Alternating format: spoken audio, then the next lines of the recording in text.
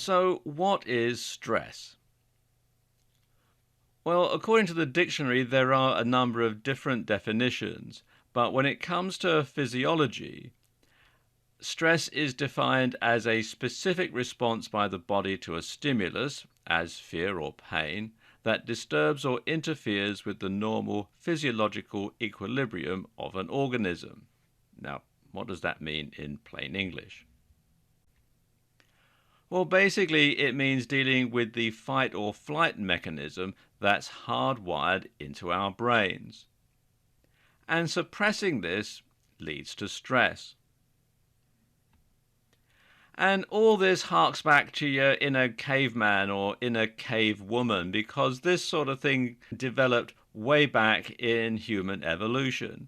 And if you think about it, if you were around, 4 or 5 thousand years ago, and you happen to stumble across a woolly mammoth or a saber-toothed tiger or whatever it is that this guy is attacking in this picture here, then you're going to want to do one of two things. You're either going to want to fight it and kill it and eat it, or you're going to run like blazes to get away from it before it catches and kills and probably eats you. And so this is how this sort of thing developed in human beings. Well, of course, nowadays you're not likely to come across a woolly mammoth or a saber-toothed tiger that's going to try and kill and eat you. But, there are other situations today that will trigger this response. For example, you might have a demanding boss, or you might have to deal with an angry customer, and you suppress that fight or flight response because you need to talk to this person or calm them down or whatever, and that, of course, can lead to stress. Perhaps you might have to travel in heavy traffic, and of course that can be very stressful because you never know when someone else in another lane is going to do something stupid.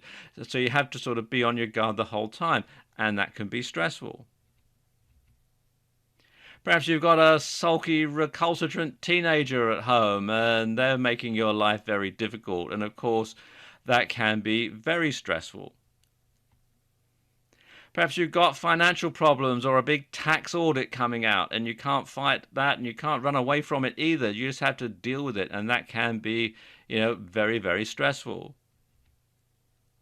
And of course, there's that bane of modern life, the IT problem. And I'm sure everybody watching this has experienced these sort of troubles before, and so you know that that can be very, very stressful.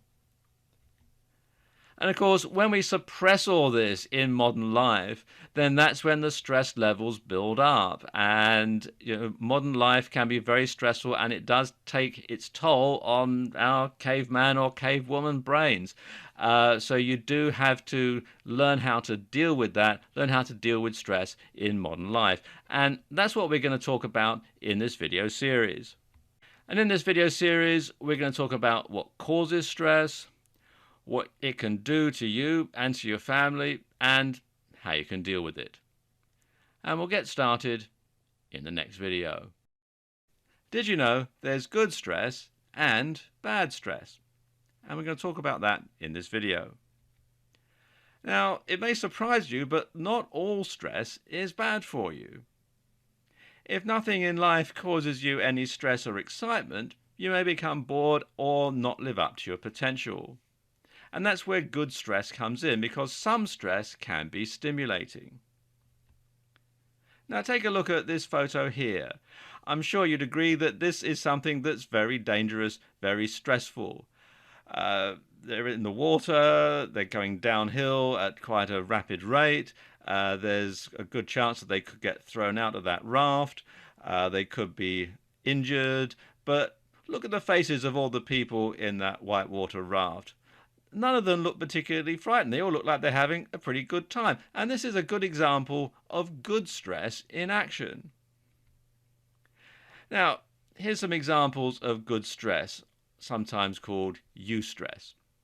That could be something like playing sport, or working to a deadline, taking an exam or a test, setting yourself a challenge or a goal, or doing something new for the first time. And there are quite a lot of benefits of good stress. It can be motivational. It can enhance learning. It can boost your brain functions. It's good for your internal organs and the skin. And it helps you to relax when the stress is over. You know, all these good things. It'll boost your brain. It gets your internal organs going. It gets you sweating and clears out the pores in your skin. Good stress can be very good for you.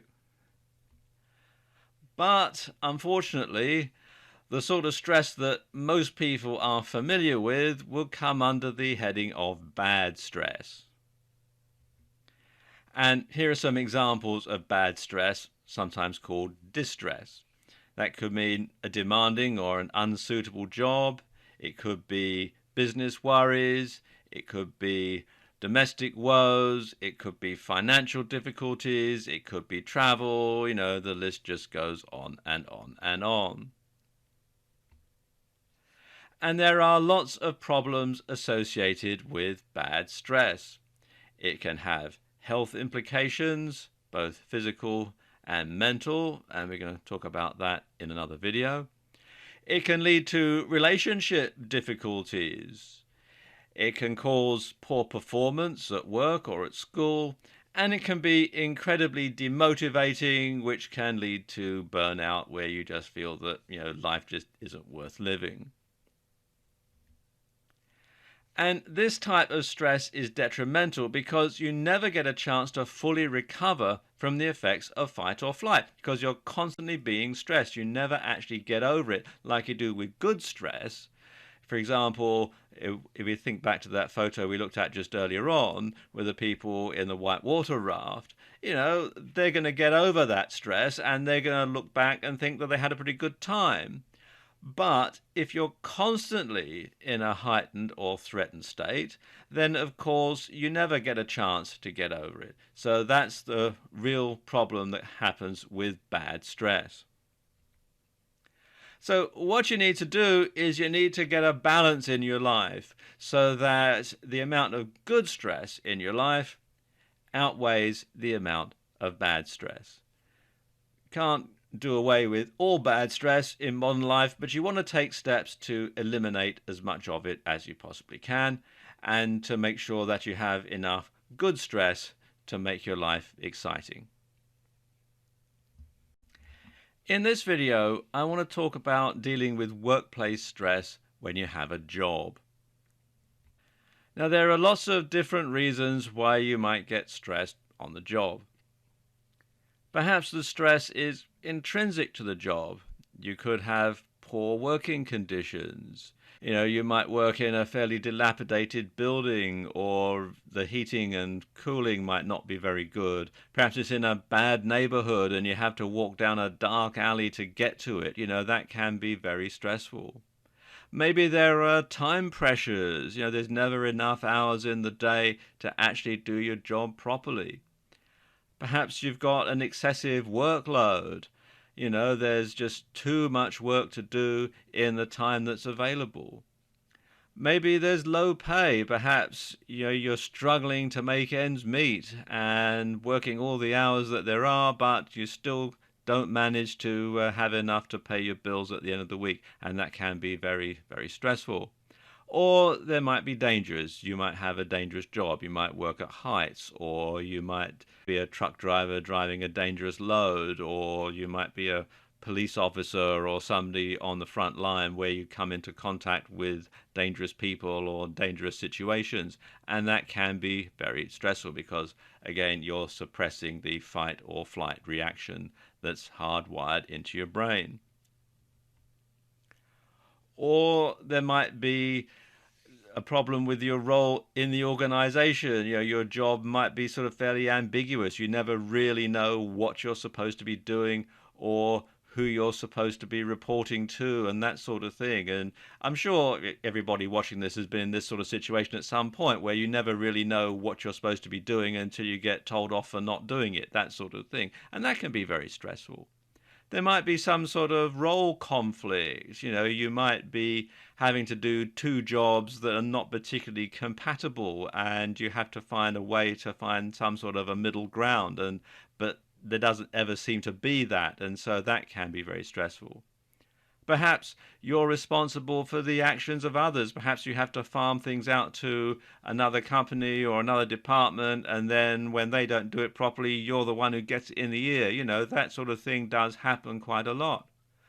Maybe there are divided loyalties where you work. Perhaps you've got someone who you're very friendly with, but they're not doing a very good job, and you've then got to try and balance your friendship with this person with your job and your role within the organization, and that can be very difficult and stressful. Or it could be that you just simply feel that you're underappreciated. Nobody really appreciates the job you do. You put in the hours, you do the work, and there's always some kind of problem. And that can be very, very stressful. Another stress point within workplaces can be career development. Perhaps you've been over promoted. You've been promoted to a job that you didn't really want, but you felt that you couldn't say no, and you're not doing the job very well. Perhaps you've not received the right amount of training, or you just simply find that you're more of a doer than a thinker, or more of a thinker than a doer, that sort of thing. And you find that you're having a hard time coping, and that can be very stressful. Likewise, under promotion, if you feel that you deserve better than you're actually getting, but you're simply stuck in a rut and you really feel that you should be moving on, but you're not able to do it, then that can be stressful. And that relates to the next topic here, job boredom. If you've been doing the same job day in, day out, and you're just bored stiff with it, then that can be very stressful as well, especially if you don't see any way out. Lack of job security can also be very stressful.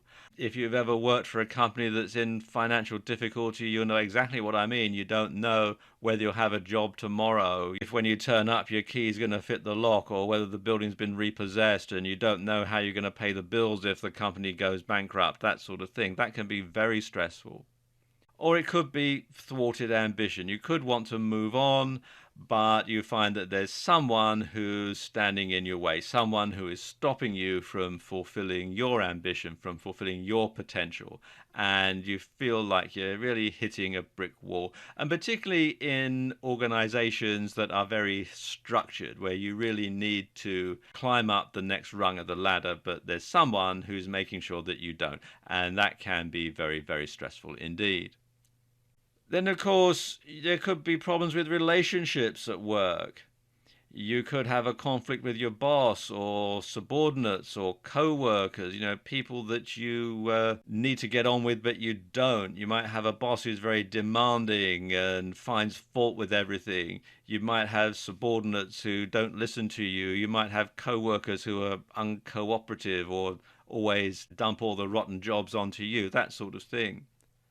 Maybe you have difficulty delegating. Perhaps you're one of these people who feels that you need to do everything yourself and you can't delegate. And that can be very difficult, especially if you're new into a management role, that sort of thing. Then, learning how to delegate and, of course, being responsible for what you've delegated, being responsible for the people that you've delegated the task to can be very stressful, especially if you're not 100% confident that they're going to be able to do the job properly.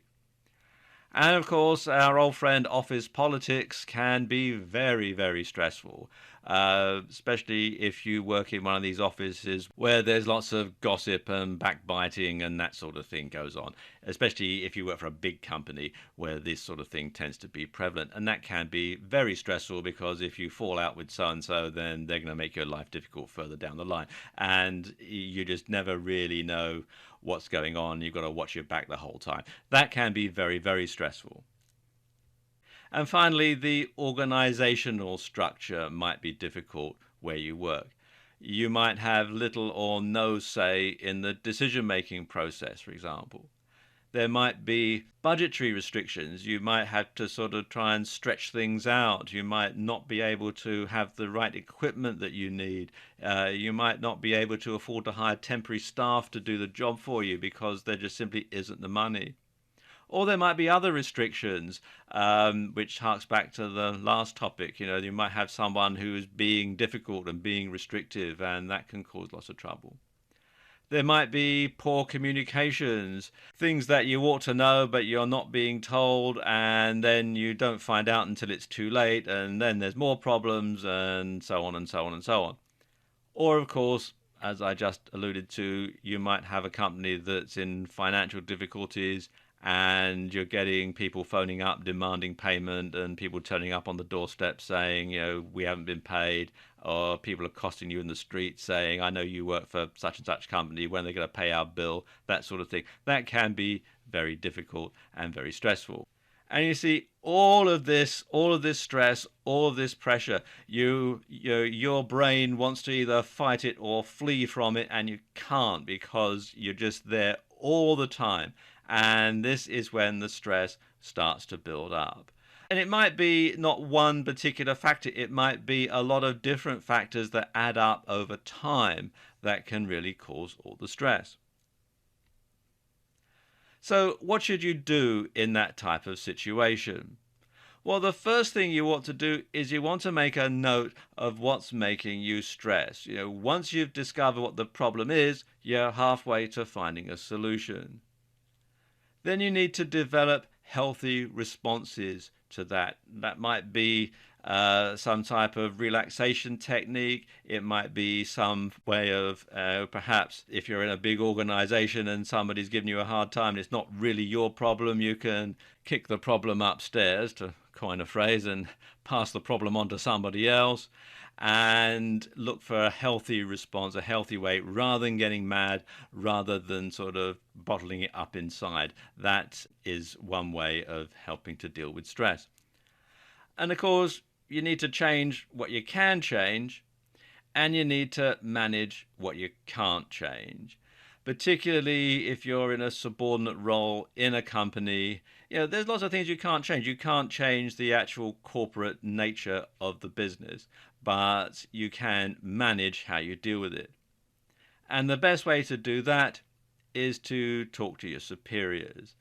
Talk to your boss, tell him or her what the problems are, tell them that you're having such a hard time, and perhaps together you can come up with a solution.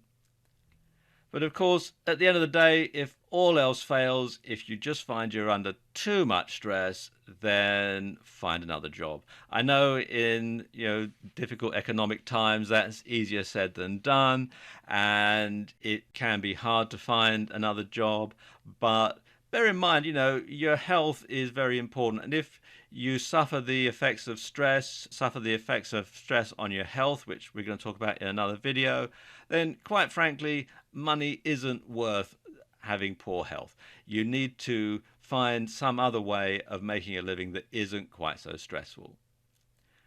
Now, a lot of people, when they're in a job, think, well, if I had my own business, that wouldn't be quite so stressful. Well, perhaps and perhaps not. And we'll talk about that in the next video. In the last video, we talked about workplace stress when you have a job. In this video, I want to talk about workplace stress when you're an entrepreneur. Now, some people think if I quit my job and start my own business, then I'm not going to be under quite so much stress. Well, that's not entirely true, because while you might be immune from the office politics or the backbiting, and you might not have a difficult boss to deal with, there are still other things that make entrepreneurs stress. And running your business can, in some ways, be even more stressful than having a job and working for somebody else. Let's take a look at some of the things that make entrepreneurs stressed. First of all, there's unpredictability and risk. When you run your own business, quite often you never know what's going to be around the corner. There could be some sort of problem that's going to come straight out of the blue that you don't know about that could affect the viability of your business, and that can be very stressful. Entrepreneurs also get stressed out over their finances, especially cash flow. All it takes is a couple of big clients to not pay you or to drag out payments for several months that can really start to play havoc with your cash flow, especially if you've got an overdraft or you're on some other form of financing. Then that can really be very stressful because you don't know if you're going to have enough money to pay the bills. Dealing with clients can be very stressful as well. You need to try and find out what the client wants, and sometimes the client really doesn't know what he wants, but he expects you to know what he wants. Dealing with subcontractors, that can be very stressful as well because you've got to explain to your subcontractor exactly what you want so that they can do exactly the job that you want. Information overload is another big problem for entrepreneurs. You're constantly getting bombarded with information, people sending you emails, letters, phone calls. You're constantly reading up on stuff, and sometimes, the information just gets to be too much.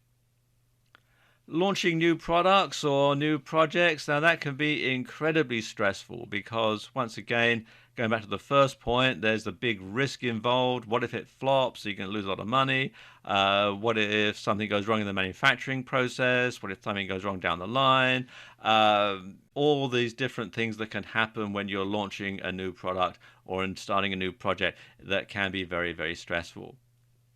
And of course, there's maintaining a work-life balance, especially if you're working from home. You're working from your home office. Let's say you're working over the internet from your computer. When you're at home, you're at work, and when you're at work, you're at home. And so that can be very stressful trying to balance those two things off one against the other. Now, of course, a lot of people say, well, don't entrepreneurs thrive on stress? Well, yes, they thrive on good stress. Some of them will describe themselves as adrenaline junkies. They really like to have that good fix of adrenaline, that short burst of good stress. But they're as vulnerable to the side effects of bad stress as everybody else. And unfortunately, not everyone is cut out to be an entrepreneur. And sometimes you don't know that you're not cut out to be an entrepreneur until you actually try to be an entrepreneur and find that you can't do it. And that in itself is very, very stressful. So, how do you overcome entrepreneurial stress? Well, there are a few ways that you can do that. First and foremost, you want to stay focused. Stay focused on your business and what the objective for your business is. And a good way to stay focused is to unsubscribe from any unnecessary email lists. You're constantly being bombarded with email all the time, and it can be very distracting and it can sort of take you off topic. So a good way to stay focused is to make sure that you only receive email from the people that are going to be directly helpful to your business and do away with everything else. Another good way to avoid stress is to build a team from the start. No man and no woman are an island. You need other people around you to help you to build your business. So when you put in a team from the start and you all start working together and you get on well and you're able to build the business up, then that can be very useful and very helpful, and it helps you to share the stress amongst other people, if nothing else. You're not putting it all on yourself. Another way is to put in systems, to have ways of doing things so you don't have to constantly reinvent the wheel, so that if you do this, you're going to get that result. And that can be very, very helpful because it takes out the uncertainty. And of course, uncertainty can be very stressful. Another thing to do is to prioritize. And prioritizing, saying, yes, this is important and that's not important, so that can wait. So keeping your priorities, not giving everything equal weight, can cut down on stress. And finally, KISS, which stands for Keep It Simple, Stupid. Lots of people try to make things very, very complicated when it doesn't need to be. So the simpler you can make something, the easier you can make something, the less stressful you can make something. In this video, I'm going to give you 10 steps to making your workplace stress-free. Okay, step number 1. You want to define job roles and responsibilities. You want to define working hours, shift patterns, rest breaks, responsibility, and authority, so that everybody in the organization knows what they're supposed to do, when they're supposed to do it, and who they're supposed to report to. So there's no ambiguity because, as we said in an earlier video, ambiguity can be a big source of stress. Step number 2 is you want to be realistic. You want to ensure that workloads are in line with workers' capabilities and resources so that people can do what's expected of them. You also want to make sure that employees have the tools and resources that they need to do a good job. So you don't want someone to paint a great big wall with a toothbrush. You want to make sure that they have a nice big paintbrush to paint the wall, that sort of thing. And you want to make sure there's fair remuneration. As I was saying again in an earlier video, low salaries and poor benefits only add to the stress of working. If you're working every hour that there is, but you're not making ends meet, that can be very stressful. So you want to make sure that people have the right amount of money to do the job properly. And of course, when people think they're being taken advantage of, then this can be stressful and demotivating. If people are working very hard, but you're not looking after them properly, then they're going to think, oh, why should I bother? So you want to find ways to include alternative benefits and perks if you can't afford to pay a big salary. For example, lots of large corporations have sports facilities, or they might, even just throwing a decent Christmas party with lots of food and booze that the employee doesn't have to pay for. That sort of thing can go a long way, and it doesn't actually cost a great deal when you compare what you're going to get out of it at the end of the day. But also, you should pay people what they're worth to your enterprise. Don't be a cheapskate or a skinflint boss. Make sure that the amount of money that you pay them is proportionate to the amount of income that they generate for your enterprise. And step number 4 is to communicate. And you should communicate clearly and unambiguously. You want to tell people what they need to know to do their jobs efficiently. Don't leave out some crucial piece of information that they're going to need to know, because if they don't know it, they're going to do the job entirely wrong, and then they're going to have to go back and start all over again. And that can be very, very stressful. You also want to make sure that people are kept in the loop with what they need to know, so that if there's some sort of a development takes place, then people know what's going on so that they can make adjustments accordingly. And you also want to make criticism constructive. Don't just simply shout at someone and say, oh, you're doing this all wrong. What you want to do is make some sort of constructive criticism. If you did this that way, it would be more efficient, that sort of thing.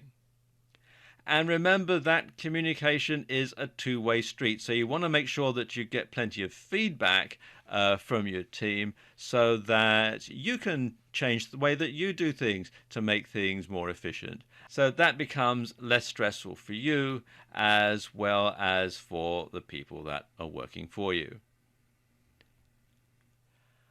Okay, step number 5 is be proactive. Like I was just saying in the last point, communication is a two-way street. So when you find that there's something coming back that's negative, you want to nip any problems in the bud. You want to make sure that any negative feedback is handled quickly. Because making people's lives easier can make your life easier by return. Step number 6 is career development.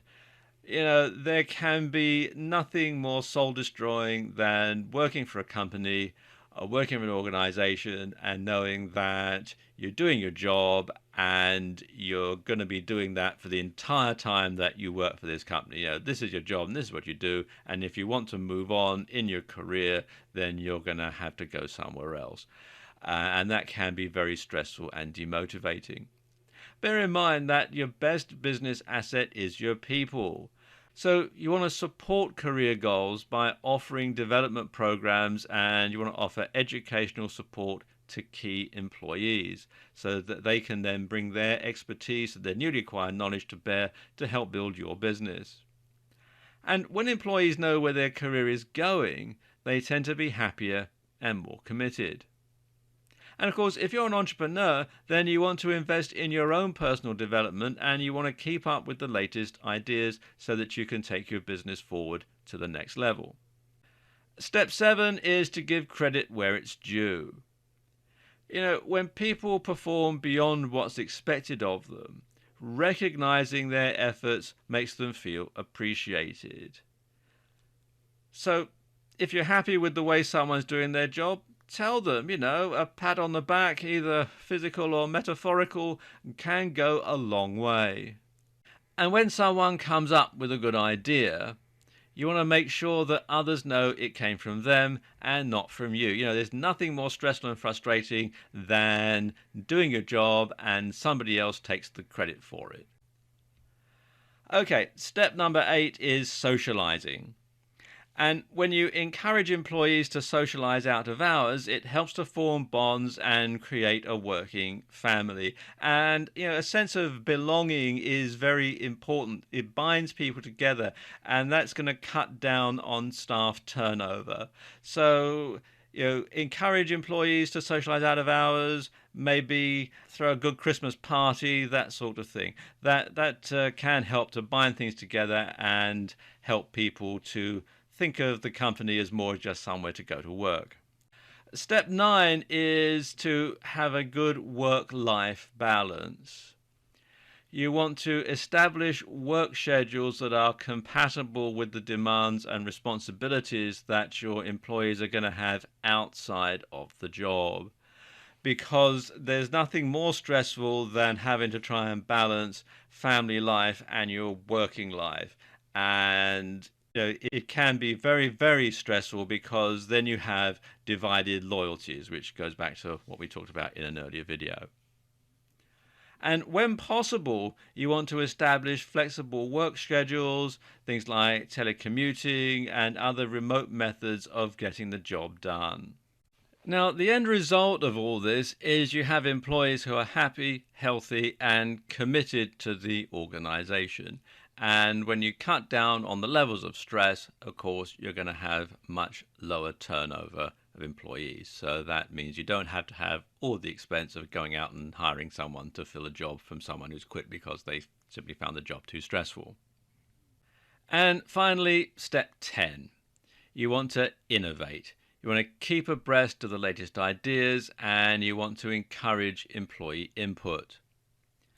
Make your business one that people want to work in because it's interesting and exciting, and you'll find that the employee stress levels go right down. Or if they don't, it'll be stress levels of good stress rather than stress levels of bad stress.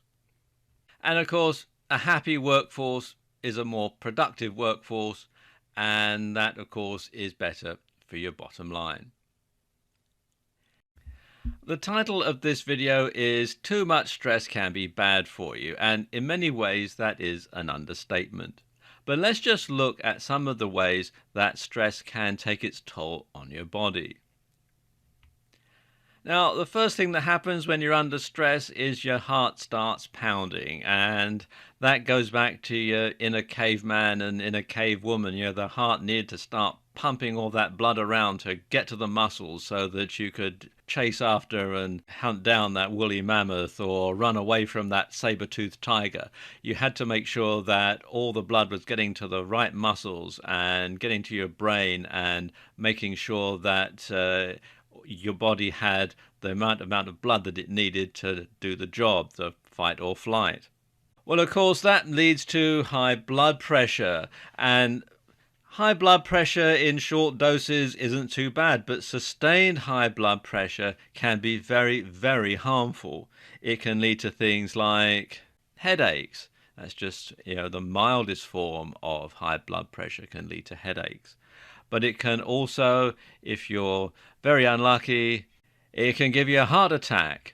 Because of too much blood pressure, you can blow a blood vessel or in some other way damage your heart and bring on a heart attack. It can lead to a stroke.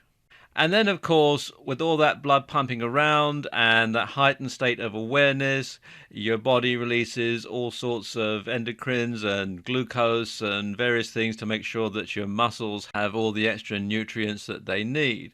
Well, if you don't need it, your body will recycle that, and that ends up in your digestive system, and too much of it can lead to indigestion. And in its mildest form, that can lead you to heartburn. In its extreme form, if it carries on over a long period of time, that can lead to stomach ulcers. Stress can also take its toll on your reproductive system. In women, this can mean an irregular menstrual cycle. In men, this can mean erectile dysfunction. In both sexes, it can lead to difficulty sleeping, when you're under stress, when you're worried, when you've got stuff on your mind, you toss and turn, you can't sleep at night, and that can bring on depression, and stress is probably the leading cause of depression. And it can lead to other things as well, things like diabetes, skin conditions, asthma, arthritis, anxiety attacks, panic attacks. The list just goes on and on and on. Now, a lot of people will try and self-medicate to deal with the effects of stress, and some of the more common things are smoking. They might turn to alcohol. A drink to calm your nerves can become a drink to calm down, and before you know it, you're alcohol dependent. They can take over-the-counter medications. This can start out with something as harmless as an aspirin for a headache or an antacid for an upset stomach, but then that can come on more and more and become a dependency on over-the-counter medications. People can start taking natural remedies. There's nothing wrong with natural remedies, but if you don't know what you're doing, they can be very harmful. And finally, people can start taking lots of prescription drugs, either ones that are recommended by their doctors or something that somebody gives them. We've all been there. We've all had people at work who say, oh, you've got this sort of problem. Here, try this. My doctor recommends these. So you start taking somebody else's prescription drugs without really knowing what they are, and that can lead to quite serious health problems. And of course, smoking, alcohol, and other things here also have their own health problems associated with them in addition to the stress. So you might end up having even more health problems brought on by the things that you're doing to try and combat the stress. So it becomes a really vicious circle.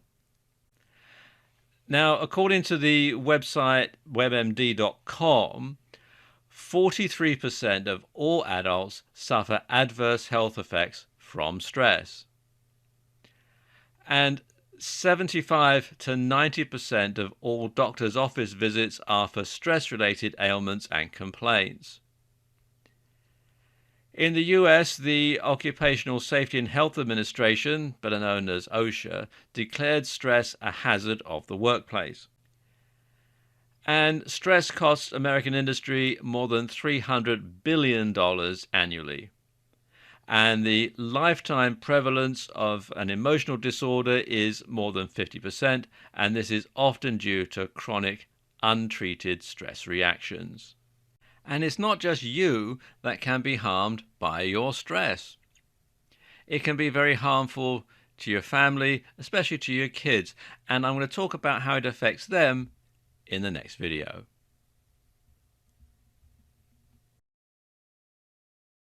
In the last video, I talked about how your stress can be harmful to your health. In this video, I want to talk about how your stress can harm your kids. Because Your kids pick up things off of you. They pick up things from your general mood, your general demeanor, and if you're stressed out all the time, it's going to have a really deeply adverse effect on them.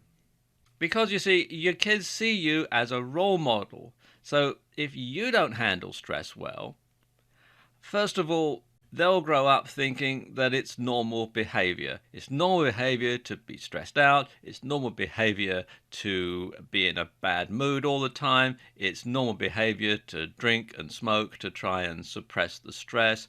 It's normal behavior to shout at them and generally vent your frustrations on them. And unfortunately, they'll replicate these behavior patterns when they grow up. So it'll pass down to another generation and another generation, and the whole thing just carries on and on and on. So you need to nip these problems in the bud. Because, of course, it can have an adverse effect on their development. It can affect them physically, and it can affect them emotionally and psychologically. And of course, kids are going to suffer the same stress-related health problems as you do, as we talked about in the last video. They're going to have problems with high blood pressure, they're going to have problems with indigestion and that sort of thing. So they are as equally vulnerable to the effects of stress as adults are. And of course, they develop some problems all of their own. For a start, there's going to be speech and language problems. If you're always stressed out and shouting at them to shut up all the time, then they're not going to be able to develop the sort of speech and language that they're going to need to communicate in the modern world. And when they have difficulty expressing themselves, that's going to be stressful in its own way. Then there are problems with bedwetting, which is particularly prevalent amongst younger children.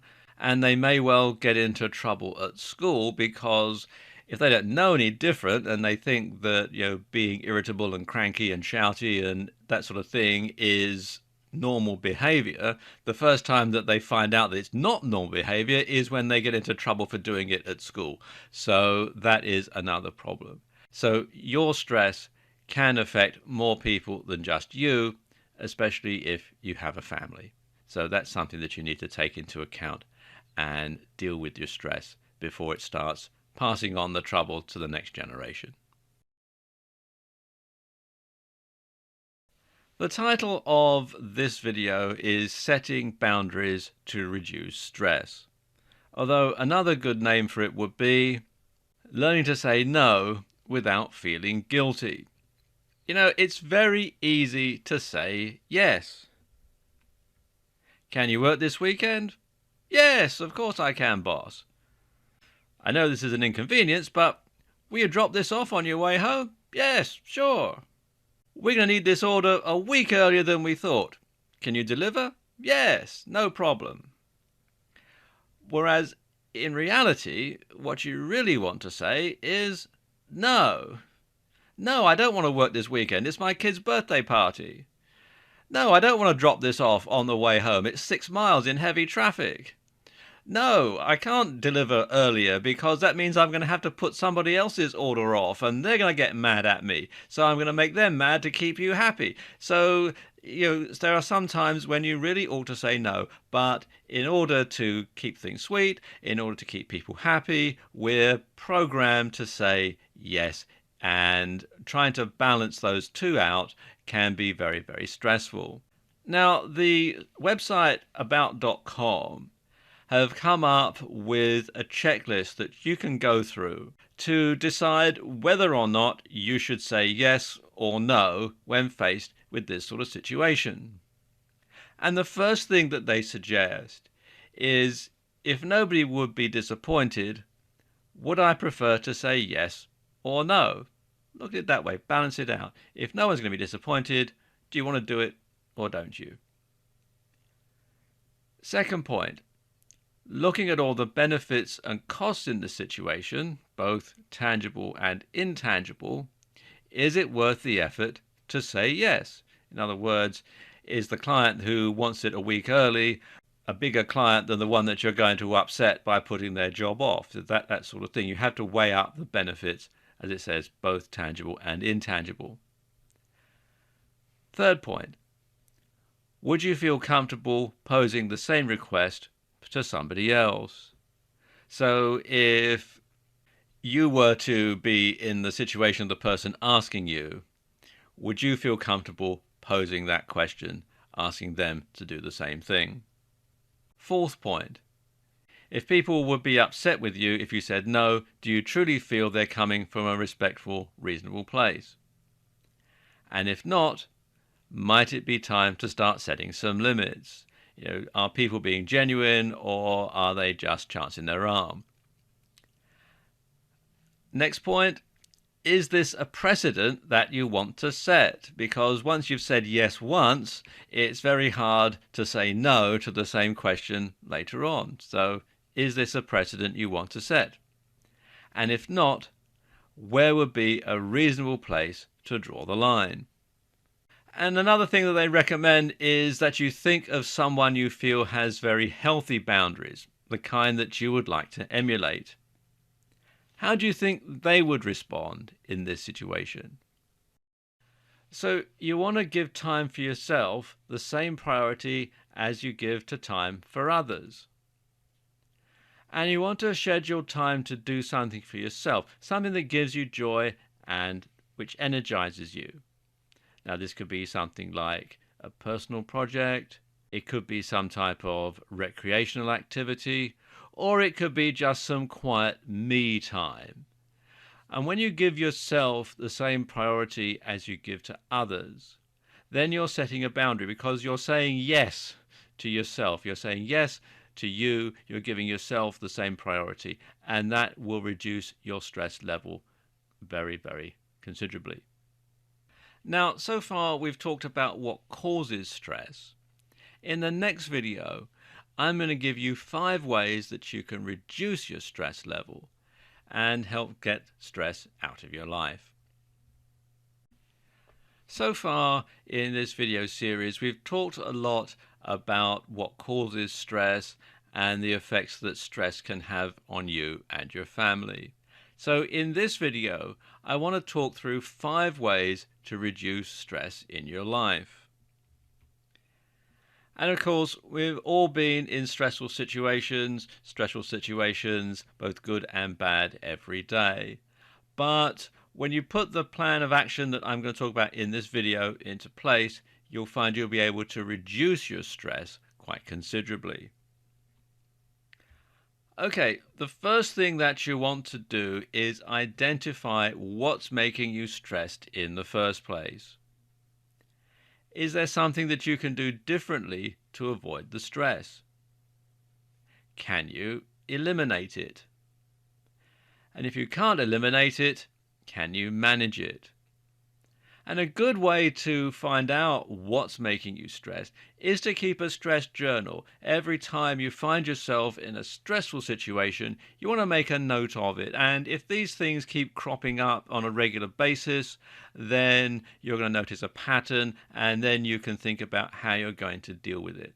Because once you've identified a problem, you're halfway to finding a solution. Another way to reduce stress is to get physical. Bear in mind that we're dealing with the fight or flight response that our bodies have. So we're going to have all this extra energy, all this extra adrenaline. So one way to get rid of it is to get physical. So take your dog for a walk if you have a dog. Walk, cycle, or take public transport rather than drive your car. Use the stairs at work or the mall rather than an elevator or an escalator. And you can park your car in the farthest spot in the parking lot and then walk the rest of the way. All of this is going to burn up this energy that your body is creating for the fight or flight response. You're going to be burning it up in a good way rather than internalizing it and causing stress. Then you want to eliminate the unnecessary so that you're not having all sorts of different stimuli coming at you from all sorts of different directions, and you're not having all sorts of different demands made on your time. So you want to cut down on your commitments. If you find that there aren't simply enough hours in the day to do everything comfortably, you want to decide what's important and keep them, and you want to decide what's not important and drop it. And you want to unsubscribe from email lists. You want to make sure that you avoid distractions, and lots of different email lists can be very distracting. So if you find that you're not really reading someone's emails, or you're finding that they're taking up too much time and they're taking time away from things that are more important, then unsubscribe from that email list and get rid of that distraction. You can also combine lots of short journeys or lots of errands into one longer task. So if you need to go to the bank and you need to go to the supermarket and you need to go to the post office, instead of doing three separate journeys, do it all in one go and get it all over with in one go. And then you're reducing the amount of stress because you know the fact that you're having one large amount of stress is actually sometimes better for you than lots of little amounts of stress on an ongoing basis. So the fact that you're sort of getting it all over and done with in one go can help to eliminate a lot of stress. The other thing is to avoid people you find stressful. I know in some situations this is easier said than done if you've got a very difficult person that you have to deal with on a day-to-day basis. If it's your boss, well, you're probably not going to be able to avoid him or her. But if it's somebody else that you're finding very stressful, you can simply cut them out, or you can communicate with them via email rather than face to face, especially if you always end up arguing with them. Then that's a good way to avoid getting into conflict, because it's hard to start an argument via email because you have to put some thought into it. You're not going to sort of fly off the handle. So that's a good way of doing it. But avoiding people that you find stressful can cut down on your stress considerably. And finally, simplify your life. Look at things that are unnecessary. Look at things that you can really do without, and do without them. Because if they're making you stressed, then they really are serving no useful purpose whatsoever. You should also eat healthily, because you want to make sure that your body is getting enough nutrition, because that can help cut down on stress. So eliminate junk food is the first thing to do. Eat proper, regular meals whenever you possibly can, because having a balanced diet, making sure that your body gets a balanced diet, a balanced intake of vitamins, and the right amount of nutrients can help to cut down on stress, and it can help your body to deal with stress in a more efficient way. So you should also cut down on sugar and caffeine, because they're both stimulants, and when you are trying to reduce stress, you don't want stimulants. You want to keep things as calm as possible. And you should also avoid alcohol, cigarettes, and drugs. Although they can have a temporary effect in calming you down, the problem is, of course, you then open up another whole can of worms, because alcohol, cigarettes, and drugs also have their own inbuilt health problems. So you might be trading one problem, stress, for another problem that's related to alcohol, cigarettes, or drugs. And finally, you want to think positive. You know, eliminating negative thoughts does help to reduce stress. If you, like the old song says, always look on the bright side of life. If you look for the positive in situations, then that's going to cut down on the stress, because you're not going to be having this constant negativity hammering at you all the time, which can be very, very stressful. And of course, it helps to develop a good sense of humor. See the funny side in every situation, and that can help to reduce the stress, because it helps to reduce the fear. And fear is a big motivator, a big part of the fight or flight response. In this final video of the series, I'll bring everything together and recap on what we've covered so far. We've covered quite a lot of ground in this video series. So let's just recap what we've covered so that we can put everything into perspective. First of all, stress is a reaction to the fight or flight mechanism that's hardwired into our psyche. And it harks back to your inner caveman or inner cavewoman. And in modern life, we try to suppress this, and it leads to a permanently raised state of alertness, which is better defined as stress. Now, stress can be good or bad. Good stress can be exciting, invigorating, helps you to fulfill your potential, and it can be a learning experience. On the other hand, bad stress can be debilitating, soul-destroying. It can ruin your life, and it's probably the most common form of stress. And bad stress can lead to severe and long-lasting health problems, things like heart attacks, strokes, ulcers, skin conditions, and a lot more. Stress affects many different parts of the body, and it can be harmful to your kids too. Workplace stress might be intrinsic to the job. It could be down to your role in the organization. It can be caused by a lack of career development, and it may be symptomatic of your working environment. Now, this could be your physical environment if you work somewhere very stressful. If you work in a bad neighborhood and you have to walk down a dark alley at night time to get to your place of work, then that can be very stressful.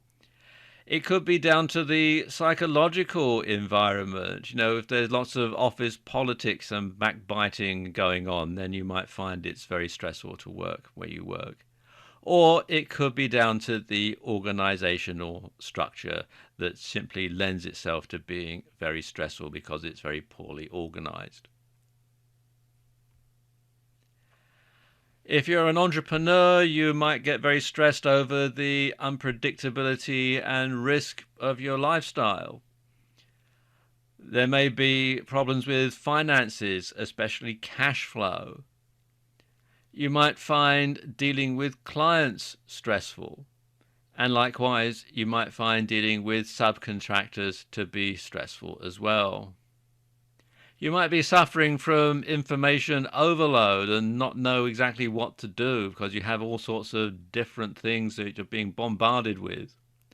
Or you might be launching a new product or a new project, and that brings with it lots of different stressful situations. Likewise, difficulty maintaining an adequate work-life balance can be very stressful as well. Setting boundaries can reduce stress. When you learn to say no without feeling guilty, then you reduce your stress burden considerably. And you should give yourself the same priority as you would give to others. You want to make sure that you have some me time in your life so that you're not completely at other people's behest, so that you can be in control of your own destiny, and that reduces stress considerably. And you want to look at what's causing your stress and see if it can be managed or eliminated. As I've said in earlier videos, once you've identified the problem, you're halfway to finding the solution. And you want to stay healthy so that your body can deal with stress adequately. And that means taking proper exercise. That means eating properly. That means avoiding alcohol, tobacco, and drugs. And finally, when all else fails, if you find that you're still having trouble with stress, then you need to seek professional help. Now, this can be make an appointment to see your doctor. It could mean seeing a therapist or a hypnotherapist or someone who can help you deal with the stressful situation that you're under. Remember, your health is very important, so you don't want to sacrifice it because of the stressful situation that you happen to be under. I hope you found this video series useful, and I hope it points you in the right direction to get away from stress. And I wish you every success.